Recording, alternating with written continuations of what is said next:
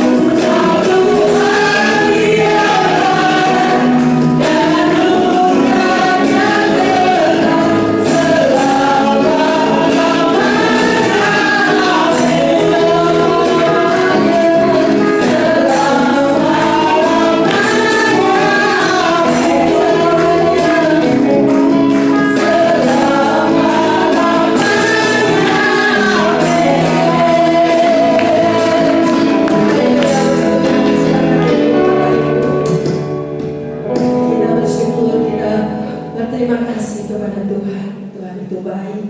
Dia sangat baik. Kita memiliki Allah yang sungguh ajaib dan luar biasa. Karena terbukti sampai hari ini Tuhan memelihara kehidupan kita. Tuhan memberkati kesehatan kita semua.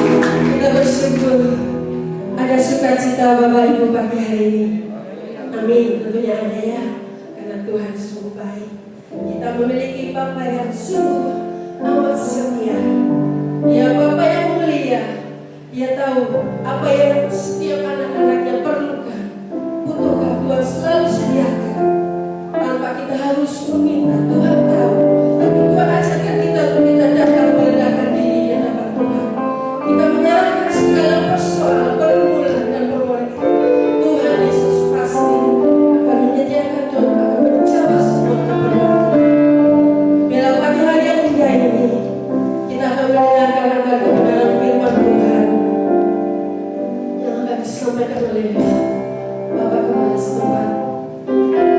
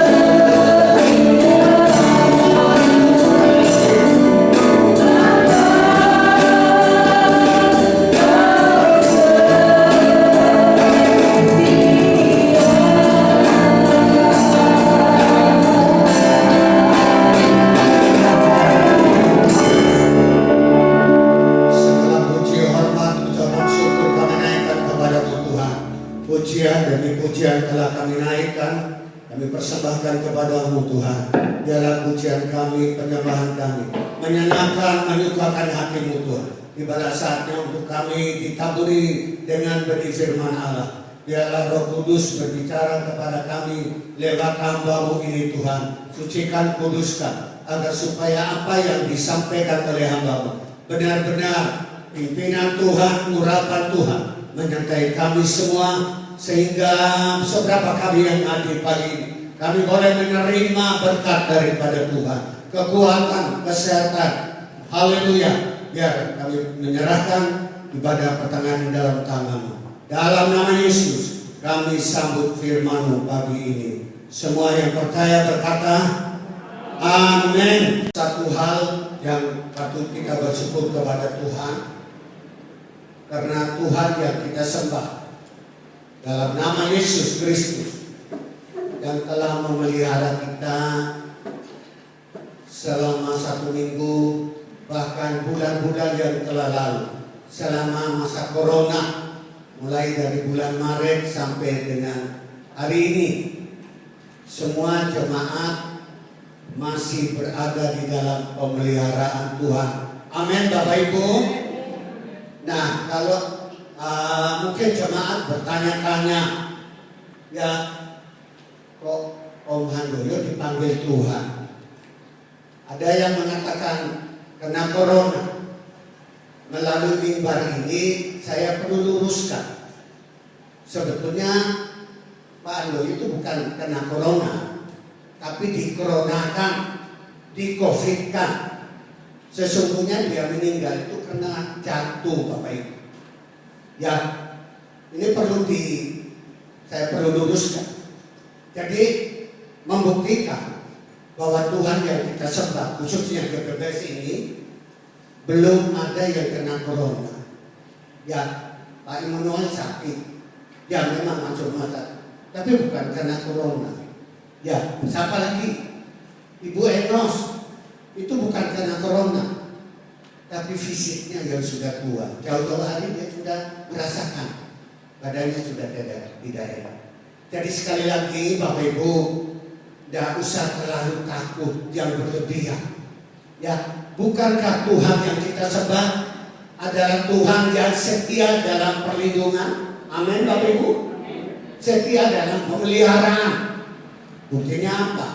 Semua yang hadir pagi ini, ya, ada wajah-wajah baru.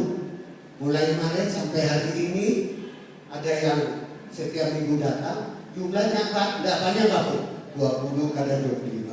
Tapi selebihnya ibadah di rumah. Gimana kalau baca firman Tuhan di rumah, berdoa di rumah, bisa konsentrasi, bisa sungguh-sungguh? Belum tentu. Jadi sekali lagi kita bersyukur kepada Tuhan. Mari Bapak Ibu, kita akan buka kitab Nabi Yesaya pasal 9 ayat yang ke-5. Kitab Nabi Yesaya pasal 9 ayat yang ke-5. Kalau yang membawa Alkitab, ya silakan buka. Saya ingin kita membaca bersama-sama dengan suara yang lantang, suara yang keras. Saya ingin tahu jemaat Ebenezer ini suaranya masih lantang ataukah sudah menurun? Ya, kita baca bersama-sama. 3, 2, 1.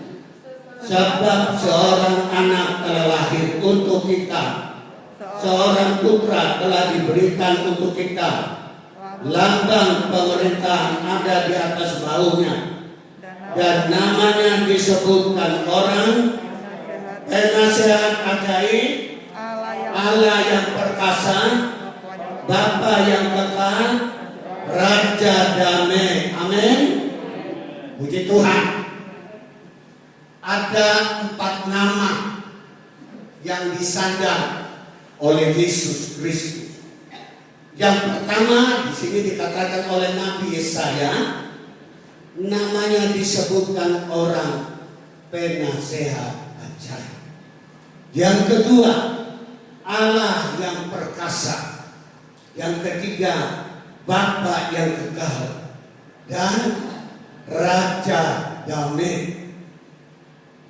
Tentunya saya tidak menjelaskan semuanya keempat nama ini, tapi saya mau ambil satu saja, yaitu Yesus Kristus, penasehat yang ajaib. Sesuai dengan pujian tadi, Allah yang kita sembah adalah Allah yang ajaib. Ya, Allah yang luar biasa. Jadi judul khotbah hari ini dalam rangka kita merayakan Natal tahun 2020 ini, sekaligus merayakan ulang tahun gereja ini, kemudian ulang tahun Bapak Gembala. Siapa sih Bapak Gembala? Masih ingat dah? Masih, masa sudah lupa? Ya, ulang tahun yang ke-72. Jadi sudah tua Bapak Ibu. Ya, kelihatan rambutnya sudah hitam. Ini palsu. Palsu ini. Ya, haleluya. Jadi khotbah hari ini berbicara tentang Yesus Kristus, penasehat ajaib. Coba ucapkan bersama-sama. 3, 2, 1. Yesus Kristus, penasehat ajaib. Berbicara tentang penasehat, pasti ada kaitan hubungan dengan kepanitiaan. Sebagai contoh misalnya panitia Natal, biasanya urutan atau komposisinya penasehat, kemudian ketua, kemudian sekretaris, dan bendahara, kemudian selanjutnya seksi-seksi. Tahun ini tidak ada panitia Natal, jadi spontanitas. Ya, jadi saya ulangi, ke penasehat itu ada kaitan dengan kepanitiaan. Haleluya. Nah, Alkitab yang kita baca dari Yesaya 95 ini, Yesaya mengatakan menubuatkan sesembahan kita, pujaan kita yaitu Yesus Kristus adalah penasehat ajaib. Ya, penasehat itu kalau dalam bahasa yang lebih canggih, benar apa enggak? Konselor. Benar apa enggak? Penasehat. Ya, perusahaan ingin maju membutuhkan penasehat supaya perusahaannya maju. Kira-kira seperti itu. Saya ulangi, 700 tahun sebelum kelahiran Yesus, Yesaya sudah menyampaikan, ya, Tuhan yang kita sembah adalah penasehat ajaib. Pertanyaannya, kenapa? Ya, kenapa Yesus dikatakan oleh Nabi Yesaya adalah penasehat yang ajaib? Berarti ada alasan. Karena selama hidupnya di atas muka bumi, selama pelayanannya kurang lebih 33,5 tahun, ya, itu selalu ditandai, diwarnai dengan tanda-tanda ajaib, tanda-tanda mujizat. Ya, itu yang kita baca di dalam Alkitab ini, yang kita dengar dari hamba Tuhan, khotbah-khotbah setiap minggu dalam perayaan Natal, bahkan di televisi, ya, ditayangkan, ya, bahwa Yesus adalah seorang penasehat yang ajaib. Dalam dunia ini banyak penasehat, Bapak Ibu, banyak konselor, tapi yang namanya penasehat yang ajaib berapa? Hanya satu, namanya Yesus Kristus. Namanya, nama Yesus disebutkan orang, diucapkan orang, dikatakan orang, penasehat yang ajaib. Ya, ada saya sudah siapkan ada 5 alasan. Kenapa Yesus itu dikatakan seorang penasehat yang ajaib. Ada 5 hal, tapi karena waktu nanti saya singkat saja. Alasan yang pertama, janinnya ajaib. Bagi Yesus itu ajaib. Ya, yang namanya janin asal usulnya kan pertemuan antara benih laki-laki dan benih perempuan. Ya, awalnya seperti kemudian melalui proses dan janin ini kan tiap hari, tiap bulan kan bertambah besar. Ya, ini bahasa saya yang sederhana Bapak Ibu. Nanti pada akhirnya janin itu akan menjadi seorang anak, seorang bayi. Ya, haleluya. Ya, jadi yang namanya janin itu pertemuan antara benih laki-laki dan benih perempuan. Itu manusiawi. Kita ada karena hubungan seks antara orang tua kita, bapak dan ibu. Kalau cuma satu benih laki-laki, kira-kira jadi bayi apa enggak? Tapi menurut logika kita, akal kita, jadi bayi apa enggak? Sampai dunia kiamat tidak akan pernah. Harus ada benih perempuan. Jadi keduanya selalu ada. Tapi yang namanya Yesus hanya satu benih, yaitu benih perempuan. Dalam hal ini adalah siapa? Maria. Ya, kalau dalam bahasa Ibrani Miriam. Ya, sama. Ya, kita Indonesia namanya Maria, orang sana Miriam. Ya, kira-kira seperti itu. Ya, dikatakan di dalam Injil Lukas pasal 1. Saya minta bantuan supaya saya tidak buka-buka Alkitab. Yang cepat bilang, kamu cepat. Matius 1:18 apa yang dikatakan oleh firman Tuhan?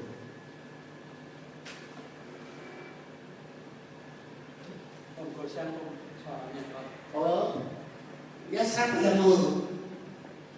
Berbahagialah orang yang membaca, mendengar dan melakukan. Matius 18 ayat berapa? Pasal 1 ayat 18 Pak. Pasal 1 ayat 18. Siapa yang terbesar dalam kerajaan sorga? Matius 1 ayat 18. Matius Pak. Jadi Matius 18. Matius 1.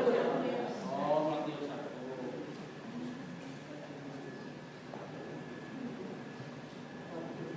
Kelahiran Yesus Kristus. Kelahiran Yesus Kristus adalah seperti berikut. Pada waktu Maria ibunya bertunangan dengan Yusuf, ternyata ia mengandung dari Roh Kudus sebelum mereka hidup sebagai suami istri. Ya, terus. Karena Yusuf suaminya seorang yang tulus hati dan tidak mau mencemarkan nama istrinya di muka umum, ia bermaksud menceraikannya dengan diam-diam. Ya, diam-diam ingin meninggalkan Maria terus. Tetapi ketika ia mempertimbangkan maksud itu, malaikat Tuhan nampak kepadanya dalam mimpi dan Malaikat Gabriel namanya. Terus. Dan berkata, Yusuf anak Daud, janganlah engkau takut mengambil Maria sebagai istrimu, sebab anak yang di dalam kandungannya adalah dari Roh Kudus. Bayi yang ada di dalam kandungan Maria, sumbernya dari mana Bapak Ibu? Dari Roh Kudus, dari atas, bukan dari Yusuf.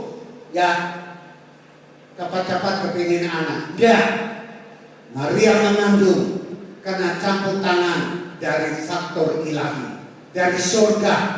Ya, lewat Roh Kudus. Tahu-tahu kok Maria hamil. Ya, haleluya. Jadi saya ulangi, bayi yang ada di dalam kandungan Maria itu hanya satu benih, Maria. Karenanya Yesus disebut anak Allah. Ini salah satu jawaban. Mungkin Bapak Ibu orang bertanya, kenapa Yesus dikatakan anak? Salah satu jawaban ini, ya, karena dia lahir, dia ada di dunia ini. Karena campur tangan ilahi dari surga. Ya, saya kira cukup Bapak Ibu. Yang kedua, ya, masa remaja. Ya, sini ada anak-anak remaja. Masa remaja Yesus itu ditandai dengan tanda-tanda ajaib supranatural. Tandanya apa? Masa remaja Yesus. Mari kita lihat di dalam Lukas pasal 2 ayat 41 sampai dengan 49. Silakan Pak Tusian. Ini suaranya keras totok ini. Lukas 2 ayat 41 49. Lukas 2 ayat 41 sampai 49. Tiap-tiap tahun orang tua Yesus pergi ke Yerusalem pada hari raya Paskah. Ketika Yesus telah berumur 12 tahun, pergilah mereka ke Yerusalem seperti yang lazim pada hari raya itu. Sehabis hari-hari perayaan itu, ketika mereka berjalan pulang, tinggallah Yesus di Yerusalem tanpa diketahui orang tuanya. Karena mereka menyangka bahwa ia ada di antara orang-orang seperjalanan mereka, berjalanlah mereka sehari perjalanan jauhnya, lalu mencari dia di antara kaum keluarganya dan kenalan mereka. Karena mereka tidak menemukan dia, kembalilah mereka ke Yerusalem sambil terus mencari dia. Sesudah 3 hari mereka menemukan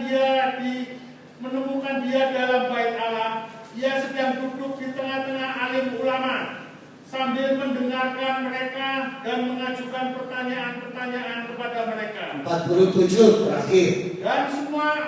Dan semua orang yang mendengar dia sangat heran akan kecerdasannya dan segala jawab yang diberikannya. 48 Pak. Dan ketika orang tuanya melihat dia, tercenganglah mereka. Lalu kata ibunya kepadanya, "Nak, mengapa engkau berbuat demikian terhadap kami? Bapamu dan aku dengan cemas mencari engkau." Cukup, terima kasih Pak Bosia. Alasan yang kedua, ya, masa remaja Tuhan Yesus, ya, ditandai dengan tanda-tanda ajaib, tanda-tanda mujizat. Bagaimana tidak? Anak yang baru usia 12 tahun, ya, dia ada di tengah-tengah orang Farisi, ahli Taurat, dan tua-tua sidang, ya, dia bisa menjawab dengan cerdas, dengan pintar apa yang ditanyakan oleh mereka-mereka ini. Maksudnya untuk menjebak Tuhan Yesus, ya, usia 12 tahun. Tapi luar biasa, ya. Jadi kisah ini diawali dengan perayaan hari raya Paskah. Ini yang hukumnya wajib Bapak Ibu, ya, termasuk Yusuf dan Maria pergi ke Yerusalem merayakan Paskah. Usai merayakan Paskah kan mereka harus pulang cepat-cepat kembali ke Nazaret. Nah, di tengah-tengah perjalanan baru ingat Yusufnya ketinggalan. Kemudian orang tuanya tanya sama tetangga, sama teman, sahabat, "Apa ketemu Yesus?" Semua jawabnya tidak. Apa yang mereka lakukan? Lalu mereka balik ke Yerusalem. Wah, capeknya bukan main, ya. Tapi itu tidak membuat orang tuanya patah semangat. Setelah sampai di Yerusalem, mereka cari selama beberapa hari. Akhirnya ketemu di dalam bait Allah, ya, ketemu di dalam rumah Tuhan, di mana Yesus sedang berada di tengah-tengah orang banyak, dan dengan luar biasanya, ya, dia bisa menjawab setiap pertanyaan seperti dalam ayat yang sudah dibaca tadi. Sesudah 3 hari mereka menemukan dia dalam bait Allah. Ia sedang duduk di tengah-tengah alim ulama sambil mendengarkan mereka dan mengajukan pertanyaan-pertanyaan kepada mereka. Dan semua orang mendengar dia. Dengar, ya. Dan semua orang mendengar firman Tuhan yang disampaikan oleh Yesus. Ya, semua orang mendengar. Pertanyaan saya yang hadir pada pagi ini, bisa mendengar semua khotbah saya? Atau sudah ngantuk? Atau mungkin sudah lapar? Nah, kita belajar 12 tahun luar biasa yang mengajar, berkhotbah, menyampaikan firman Tuhan. Semua orang mendengar dan heran, tercengang-cengang. Kok luar biasa hikmatnya, luar biasa kecerdasannya. Termasuk orang tuanya, Yusuf dan Maria, yang terheran-heran, termangu-mangu. Oh, luar biasa. Ini keajaiban. Ya, tanda-tanda ajaib yang dimiliki oleh Tuhan Yesus. Kemudian yang ketiga, ya, yang ketiga, tadi masa remaja, Bapak Ibu. Sekarang yang ketiga, mungkin yang terakhir, Bapak Ibu.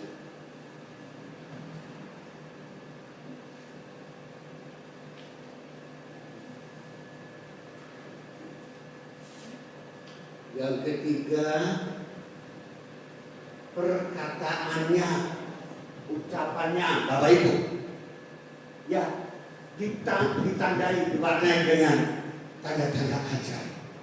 Ya, kita juga harus belajar ucapan kita, perkataan kita harus memberkati orang lain, jangan melemahkan. Ya, ya boleh. Harus perkataan kita jadi berkat. Ya, perkataan Yesus yang kita baca dalam Alkitab ditandai dengan tanda-tanda ajaib, tanda mukjizat. Kita baca di dalam Markus 4 ayat 37. Silakan Pak Gosya. Markus 4 ayat 37 sampai dengan 41. Lalu mengamuklah taufan yang sangat dahsyat dan ombak menyembur masuk ke dalam perahu, sehingga perahu itu mulai penuh dengan air. Pada waktu itu Yesus sedang tidur di buritan di sebuah tilam. Maka murid-muridnya membangunkan dia dan berkata kepadanya, "Guru, engkau tidak peduli kalau kita binasa?" Ia pun bangun menghardik angin itu dan berkata kepada danau itu, "Diam, tenanglah." Lalu angin itu reda dan danau itu menjadi teduh sekali. Iya, cukup Pak. Peristiwa ini terjadi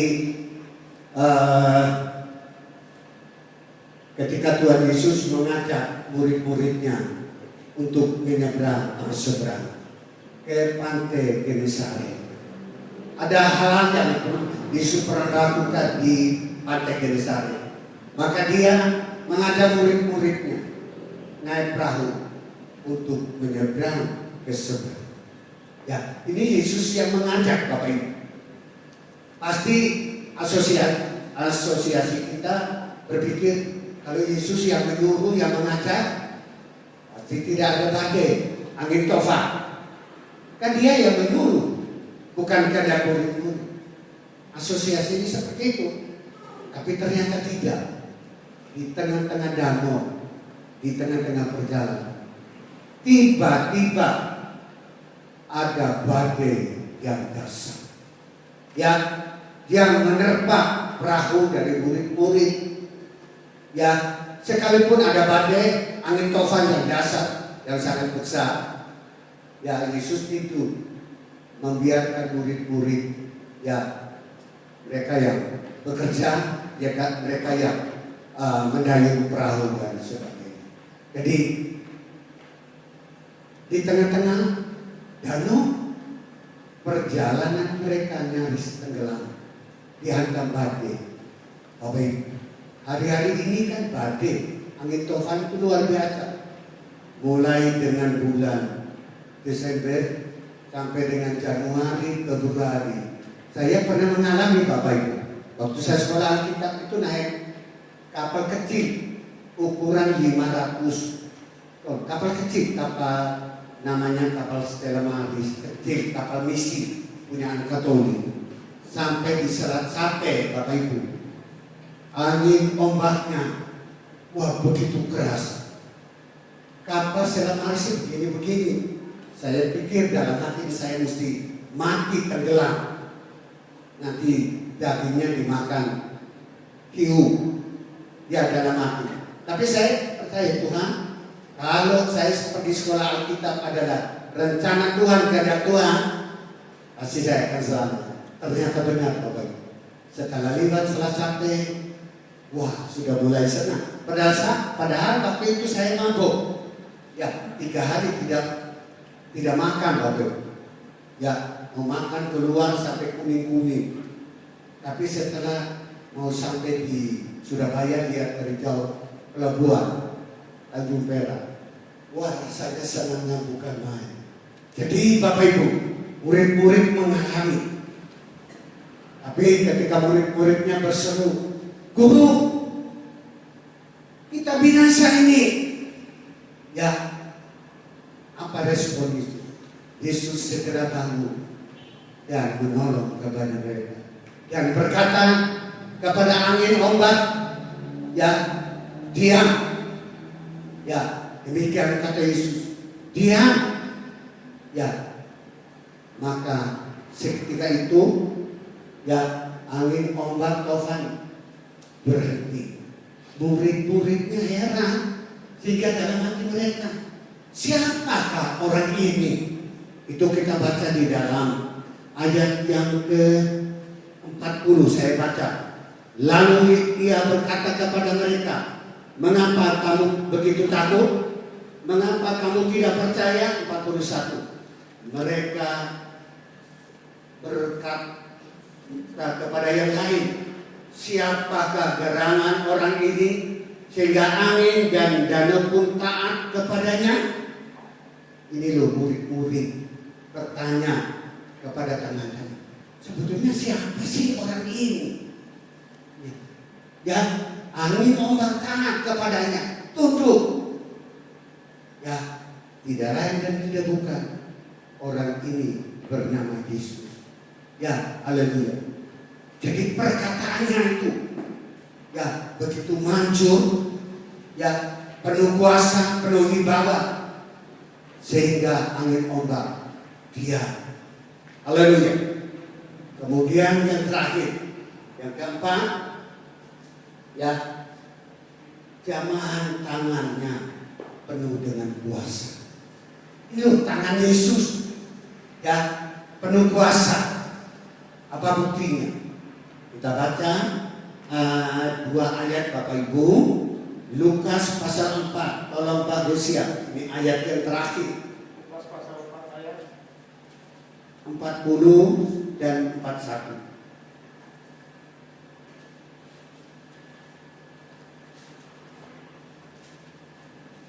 Ya, silakan.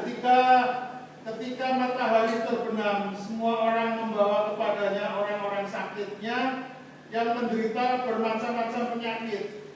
Dia pun meletakkan tangannya atas mereka masing-masing dan menyembuhkan mereka. Dari banyak orang keluar juga setan-setan sambil berteriak, "Engkau adalah anak Allah." Lalu ia dengan keras melarang mereka dan tidak memperbolehkan mereka berbicara karena mereka tahu bahwa ia adalah Mesias. Ya, terima kasih. Tangan Tuhan, tangan Yesus adalah tangan yang penuh kuasa. Amin Bapak Ibu. Tangan kiri atau tangan kanan sama, tangan Yesus itu penuh kuasa. Dia mengalami tanda-tanda ajaib, tanda-tanda mujizat selama pelayannya di atas muka bumi. Di sini dikatakan oleh Lukas, ketika hari matahari terbenam, yang mau sore menjelang malam, semua orang membawa kepadanya orang-orang sakit. Ya, menjelang malam Banyak orang sakit yang datang kepada Yesus. Ya, terus dia menderita bermacam-macam penyakit. Ia pun meletakkan tangannya. Yesus meletakkan tangannya atas mereka masing-masing, dan menyembuhkan mereka. Ya, dari banyak orang keluar juga setan-setan sambil berteriak, "Engkau adalah anak Allah." Lalu dia dengan keras melarang mereka, dan dia tidak memperbolehkan mereka berbicara karena mereka tahu bahwa ia adalah Mesias. Ini pelayanan Yesus di atas muka bumi. Ketika dia meletakkan tangan ke atas orang sakit sembuh, sakit apapun, ya tidak dijelaskan. Ya, dia mengusir roh-roh jahat, orang-orang yang kerasukan setan, dan orang pun sembuh. Jadi pagi ini kita sudah mendengar khotbah tentang Yesus yang kita sembah adalah penasehat yang ajaib. Tidak dua, tidak tiga, hanya satu. Namanya Yesus. Hari-hari ini kita masih berada dalam masa sukar, masa-masa sulit, Bapak Ibu. Ya, sehingga melemahkan kita sebagai anak-anak Tuhan. Banyak orang mencari jalan pintas karena corona.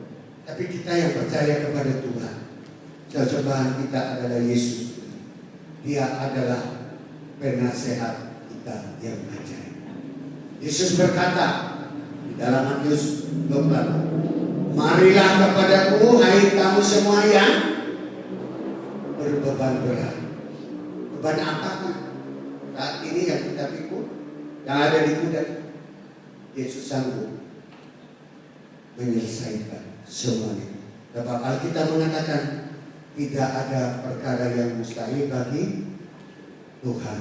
Inilah khotbah saya hari ini dalam rangka kita merayakan Natal, ya bisa, merayakan ulang tahun gereja, ya bisa, ya sebagai bekal tuntunan untuk kita melangkahkan kaki kita ke masa-masa yang akan datang, tahun 2021. Tuhan memberkati. Ya, silakan Pak Jumali.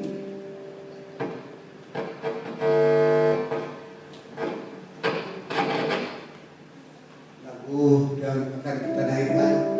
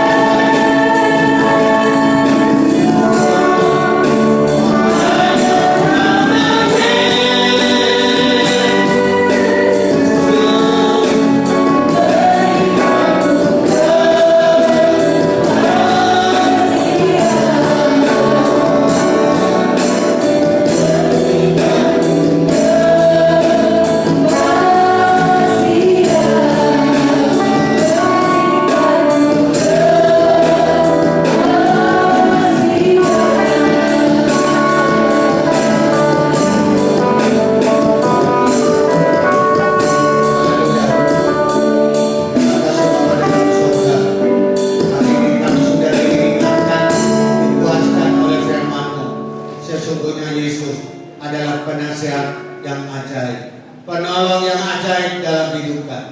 Ketika kami mengalami beban yang berat, ketika kami mengalami masalah, persoalan yang menerpa dalam hidup kami, hanya nama Yesus yang bisa menjawab setiap masalah persoalan yang kami hadapi. Seberapa banyak kami hadir pagi ini, Kau berikan kami kekuatan. Beri bebaskan semua masalah persoalan yang menerpa dalam hidup kami, khususnya hari-hari ini. Bangsa dan negara kami masih dibelenggu oleh virus corona. Tuhan tolong dengarlah doa anak-anak-Mu, hamba-hamba-Mu yang dinaikkan kepada Tuhan siang dan malam, pagi dan petang Tuhan. Terima kasih Tuhan. Dalam berkat nama Yesus kami berdoa dan mengucap syukur. Semua yang percaya berkata, Allah akan meniup lilin. 3, 2,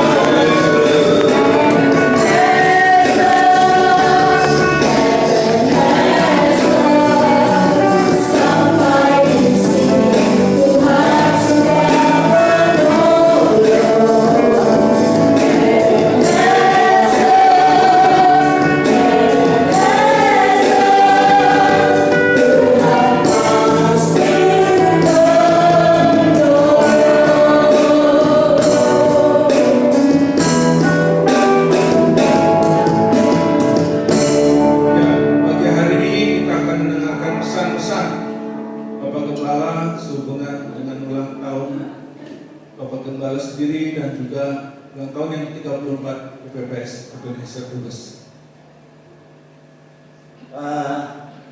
Pertama-tama kita mengucap syukur kepada Tuhan yang adalah sesembahan kita yang telah memberkati kita jemaat Ebenezer dengan sebuah gedung gereja. Ya, gedung gereja ini berdiri tahun tanggal 20 Desember tahun 86. Jadi sudah 34 tahun. Cukup lama Bapak Ibu. Beberapa bulan yang lalu pas ada tukang. Ya. Saya suruh naik ke atas. Ya. Pak, tolong ini gereja. Tolong naik ke atas. Coba lihat apa masih baik kayu-kayunya atau sudah lapuk gitu. Naik, turun, gimana Pak? Masih kuat, masih bagus. Kemudian berapa minggu lagi ada tukang. Ya, Pak naik lagi ke atas, tolong naik ke atas Pak. Lihat itu kayu-kayu. Ya jawabannya sama, masih bagus Pak. Padahal sudah 34 tahun. Jadi kita bersyukur Tuhan memberkati kita dengan gedung gereja ini. Dalam acara peresmian gedung gereja ini, firman Tuhan yang disampaikan oleh Majelis Besar Pusat Surabaya mengambil dari kitab Nabi Yesaya, saya lupa itu, ayat itu mengatakan, rumahku akan disebut rumah doa untuk segala bangsa. Saya ulangi Bapak Ibu, ayat itu mengatakan rumahku, kata Tuhan, akan disebut rumah doa bagi segala bangsa. Ini isi hati Tuhan Yesus, kerinduan Tuhan Yesus. Rumah Tuhan, gereja yang Tuhan berkati kita ini difungsikan, digunakan untuk apa Bapak Ibu? Coba jawab yang keras. Untuk berdoa. Ini isi hati Tuhan yang sangat dalam. Ya, gereja dibangun, dibiarkan kosong. Ya, gereja yang ada ini berdiri. Ya, bukan harus dipergunakan tempat untuk berdoa. Pertanyaannya, bagaimana kita sudah mengaplikasikan kehendak Tuhan ini? Coba jawab. Selama ini kita sudah menggunakan tempat ibadah ini sebagai rumah doa? Coba jawab dalam hati, nggak usah ngomong. Mungkin malu. Oh, saya doa di rumah, pernah jauh. Ya, sekali-kali datanglah ke tempat rumah Tuhan ini. Doa menjadi kekuatan kita di masa-masa yang sulit ini. Amin, Bapak Ibu. Tanpa doa, ya kita tidak bisa berbuat apa-apa. Jadi terima kasih atas perhatian dari jemaat. Ya, ini kita tempat ini punya kita semua, milik GPPS Brebes, bukan pusat Bapak Ibu. Nanti kalau ada satu waktu ada kerusakan, namanya rumah ya pasti lama kelamaan ada yang rusak, ada yang ini itu dan mari kita bergotong royong Bapak Ibu. Ya, gimana siap? Enggak? Uluran tangan ya sedikit-sedikit untuk mungkin keperluan apa gitu. Ya, satu waktu akan rusak ini bangunnya. Jadi terima kasih atas perhatian dari pengurus-pengurus walaupun tidak aktif, tapi ya puji Tuhan mereka masih memperhatikan. Dan ulang tahun kali ini ya diberkati Tuhan lah, Tuhan mencukupi dana yang ada. Ya itu saja. Ya, kita akan mendengarkan perwakilan dari jemaat akan memberi kata sambutan diwakili oleh Mat.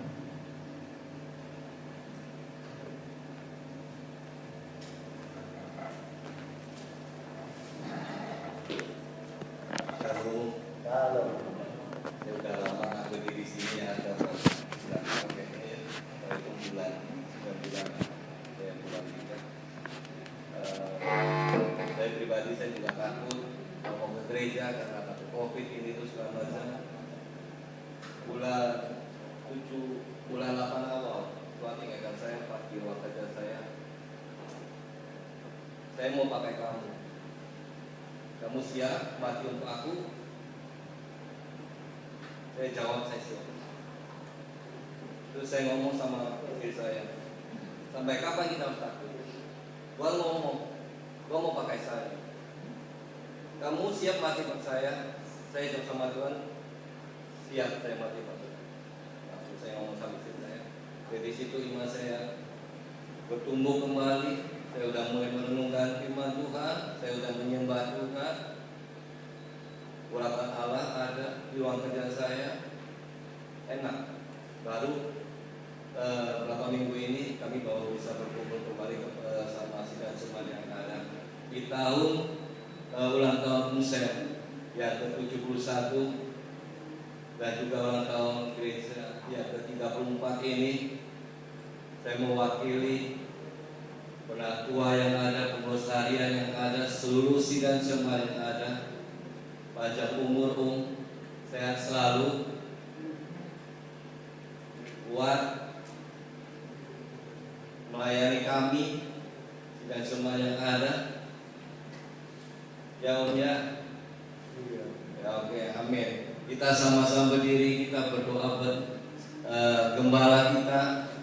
Sebelumnya kita baca satu ayat, boleh ada yang mungkin mau membacakannya. Mazmur 91 ayat 16. Kita sama-sama berdiri. Ayo. Kita berdoa buat sidang gembala kita.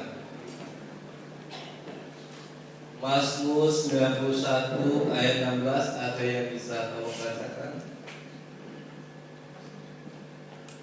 Grace mungkin. Oh, Pak Gosen silakan. Suaranya keras. Mazmur 91 ayat 16. Sebagai kado ulang tahun sidang jemaat yang ada buat Sam, ya, dan juga kado ulang tahun buat gereja ini yang ke-34. Dan dengan panjang umur akan kukenyangkan dia, dan akan kuperlihatkan kepadanya keselamatan daripadaku. Amin. Ada amin? Amin. Karena suasana COVID, kita dilarang salam-salaman, kita cukup doa buat tante, dan seisi pastor yang ada, dan juga semua pengurus yang ada. Biar kuat imannya, tidak jatuh. Kita sama-sama berjuang untuk kemuliaan Tuhan. Karena tahun 2021 Tuhan bilang ada tahun apa? Nggak ngerti. Oke, saya akan kasih tahu. Tahun 2021 adalah tahun untuk membicarakan tentang Injil. Tahun 2021 yang kita akan masuki bersama-sama adalah tahun untuk penyebaran firman Tuhan. Itu tugas kita semua untuk menyambut mempelai laki-laki yang datang untuk berdoa untuk mengangkat kita ke surga. Amin. Amin. Oke, kita sama-sama berdoa. Kita lipat tangan kita. Bapak, kita bersyukur Tuhan kasih-Mu dan rahmat-Mu buat kami pada pagi ini Tuhan. Kita bersyukur Tuhan pada pagi hari ini Tuhan Yesus. Tuhan, boleh Tuhan Yesus hamba-Mu Bapak Pendeta Sam boleh berulang tahun yang ke-71. Ini semua karena kasih dan kemurahan-Mu. Biar adakah cinta kasih-Mu buat hamba-Mu Bapak Pendeta Sam. Kiranya Tuhan beri umur yang panjang, Tuhan beri kesehatan juga Tuhan, Tuhan beri kekuatan Tuhan Yesus, dan marifat surgawi. Tuhan turun dalam kehidupan hamba-Mu ini Tuhan Yesus, dan memberitakan Injil-Mu di tempat ini buat kami semua sidang jemaat yang ada. Bapak, kita bersyukur juga Tuhan Yesus atas ulang tahun gereja di tempat ini yang ke-34 Tuhan. Ini semua karena kasih dan anugerah-Mu. Tempat ini berada untuk kami bersama-sama bersekutu, memuji dan memuliakan nama-Mu Tuhan. Biar kerajaan surga berhadir di tempat ini, Roh Kudus berhadir di tempat ini Tuhan Yesus. Mujizat ternyata di tempat ini. Bapak, kami berdoa juga Tuhan Yesus buat tante tim yang ada yang terbaik dalam sakit Tuhan, dan kondisi sakit yang ada Tuhan. Kiranya Tuhan dan kuasa bilu-Mu, kami percaya Tuhan untuk mengalir dalam kehidupan tante tim Tuhan Yesus.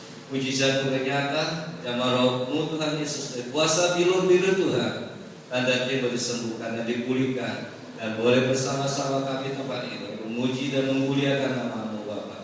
Kami berdoa juga Tuhan Yesus buat Dennis, Grace, Nona.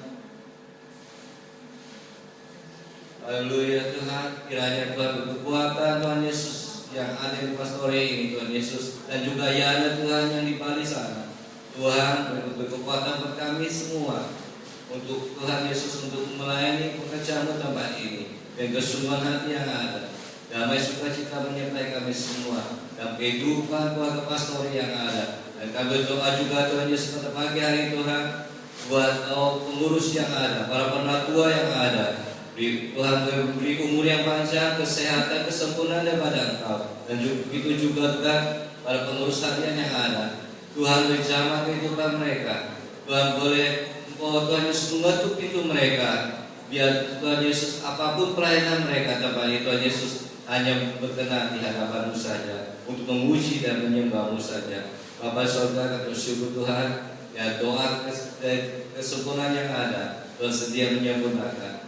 Demi nama Tuhan Yesus kami bersyukur dan berdoa. Haleluya, amin. Ulang duduk masing-masing dengan membawa berkat dari Allah Bapa di dalam sorga, kasih daripada Tuhan Yesus Kristus, persekutuan Roh Kudus menyertai kita sekalian, mulai saat ini sampai Maranatha. Terimalah berkat ini dalam nama Tuhan Yesus Kristus. Haleluya.